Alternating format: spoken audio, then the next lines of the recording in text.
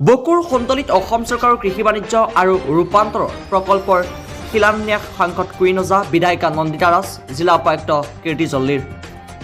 দক্ষিণ কামৰূপৰ সন্তলিত অসম চৰকাৰৰ কৃষি বাণিজ্য আৰু ৰূপান্তৰ প্ৰকল্প চমুকৈ এপাৰ্টৰ অধীনত মাহতলী বজাৰ উন্নয়নৰ শিলান্যাস।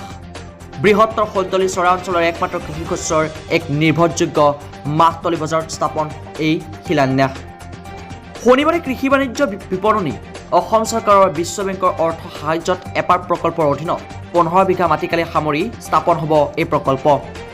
অঞ্চলস্থ কৃষক ৰাইজৰ উৎপাদিত শস্য বহুদিনলৈ মজুত ৰখাকৈ এক উন্নতমানৰ প্ৰকল্পৰ কামৰ শুভ উদ্বোধন সাংসদ কুইন ওজা, বকুৰ বিধায়িকা নন্দিতা দাস, কামৰূপ জিলাৰ উপায়ুক্ত কীৰ্তি জল্লি, ৰাজ্যিক কৃষি সামগ্ৰী বিপণন পৰিষদৰ উপাধ্যক্ষ জয়ন্ত ডেকাৰ। 2021-22 বৰ্ষৰ পুঁজিৰে 9.73 কোটি টকাৰ ব্যয় সাপেক্ষে 18 মাহৰ ভিতৰত সম্পন্ন হ'ব এই অভিলাষী আঁচনি। আধাৰশিলা অনুষ্ঠানৰ অন্তত এখনি ৰাজহুৱা সভাও অনুষ্ঠিত হয়। এই সভাখনত গুৱাহাটী লোকসভা সমষ্টিৰ সাংসদ কুইন ওজা, বকো সমষ্টিৰ বিধায়িকা নন্দিতা দাস, কামৰূপ জিলাৰ উপায়ুক্ত কীৰ্তি জল্লি, কৃষি বিপণন পৰিষদৰ উপাধ্যক্ষ জয়ন্ত ডেকা, দক্ষিণ কামৰূপ জিলা বিজেপিৰ সভাপতি ধনেশ্বৰ তালুকদাৰ, এপাৰ্টৰ কাৰ্যবাহী অভিযন্তা ডিম্বেশ্বৰ কমাং, ৰিপুল বৰুৱা প্ৰমুখ্যে ভালেসংখ্যক ব্যক্তিয়ে উপস্থিত থাকিল। নমস্কাৰ, মই বেছিকে নাপাওঁ। আমাৰ মানে সাংসদ বাইদেউ, বিধায়ক বাইদেউ আৰু ডেকা ডাঙৰীয়া ধুনীয়াকে কৈছিলে যে কেনেকে প্ৰকল্প লোৱা হৈছিলে আৰু আমাৰ মাননীয় মুখ্যমন্ত্ৰী যেনেকে ভাবে কি ফাৰ্মাৰ মানে আমাৰ কৃষক মানে ষ্ট্ৰেংথেন কৰাৰ কাৰণে কি কৰিব লাগে, এইটো কাৰণে তেওঁ পাৰি প্ৰকিউৰমেণ্ট লৈ আনিছিলে। তেওঁ মানে PM কিষাণ ডেফিনেশ্যন এক্সপেণ্ড কৰিছিলে। খাদ্যৰ ক্ষেত্ৰত মানে বিৰাটকে তেওঁ মানে আইন ষ্ট্ৰং কৰিলে তাকি ফিল্ট্ৰেজ নহওক। তো কৃষকৰ কাৰণে বিৰাটকে ষ্টেপ লোৱা হৈ আছে।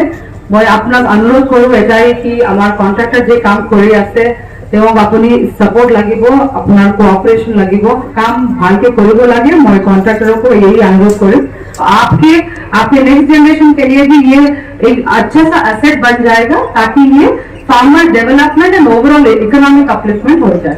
यही हमारा आशा। धन्यवाद সকলো के, नमस्कार, जय हिंद। मार्केट एग्रिकालचार डिपार्टमेंटर प्राय नियर अबाउट 10 करोड़ और ये आँचनिटर कारण मैं बहुत चेष्टा कर आसलते अंचल बहुतकेटा इम्पर्टेन्ट आँचनिर कारण मैं बहुत दिन लगी आसो। आज अपना हयतो मोर भाषणत कथाखिनि अलप आभास पाइছে। इतना कोल्ड स्टोरेज लगे, इते रास्ताटोर व्यवस्थाटो लगे, इते जिखिनि फसल बीमार प्रब्लेम चलि आछे, मानुखिनि बीमाकरण एतियाলৈকে কৰা হোৱা নাই, কাভাৰ হোৱা নাই, এইবিলাকৰ কাৰণে মই যথেষ্ট লাগি আছোঁ। আৰু আজি যিটো আঁচনি এইটো কাৰণে বহুত মই লাগিছিলোঁ। আচলতে ডিচিৰ জৰিয়তে, মিনিষ্টাৰৰ জৰিয়তে লাগি আঁচনি যিটো পাইছোঁ তাৰ কাৰণে মই ডিপাৰ্টমেণ্টৰ চৰকাৰকো ধন্যবাদ জনাইছোঁ। আৰু আঁচনিটো সফল ৰূপায়ণ আজিৰ স্কিমটো আমাৰ এই অঞ্চলৰ খেতিয়ক ভাইসকলৰ কাৰণে এটা যথেষ্ট মানে উপকাৰী আঁচনি হ'ব। ইয়াত বহুতখিনি ব্যৱস্থা, মৰাপাট আৰু লগতে আলু ইয়াতে ৰাখেই ষ্ট'ৰেজ কৰে আৰু কিছু বস্তু আৰু নতুনকৈ ৰাখিব পাৰিব। আৰু লগতে আমি এটা কোল্ড ষ্ট'ৰেজৰ ডিমাণ্ড কৰি আছোঁ, কাৰণ কোল্ড ষ্ট'ৰেজ অবিহনে আমাৰ ইয়াৰে বস্তুবিলাক বাহিৰত যায়, কম দামতে বিক্ৰী হয়। তো কোল্ড ষ্ট'ৰেজ হোৱাৰ লগে খেতিয়কসকলে ইয়াত ষ্ট'ৰ কৰি কিনে তেওঁলোকে সেইটো বেনিফিটটো তেওঁলোকে ল'ব পাৰিব। তো সেইফালৰ পৰা মই লাগি আছোঁ।